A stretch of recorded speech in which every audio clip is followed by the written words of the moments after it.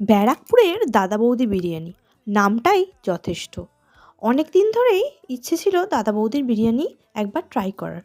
বর ওদিকে কোনো কাজে যাওয়ায় সে ওখান থেকে পার্সেল হিসেবে নিয়ে এসেছে এই দাদা বৌদির মাটন বিরিয়ানিটা।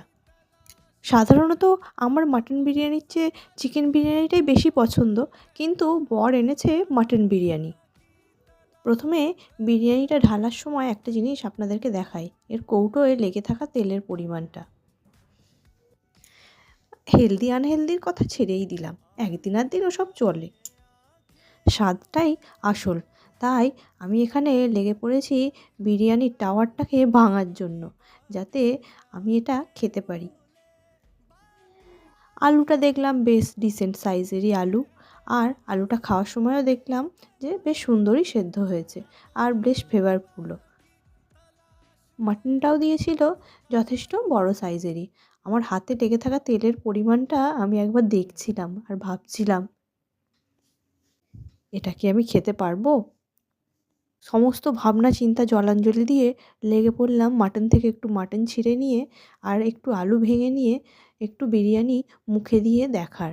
মাটনটা অবশ্যই সুসিদ্ধ, খুবই সুন্দর সেদ্ধ হয়েছে, দেখেই বোঝা যাচ্ছে। এবার আসি স্বাদের প্রশ্নে।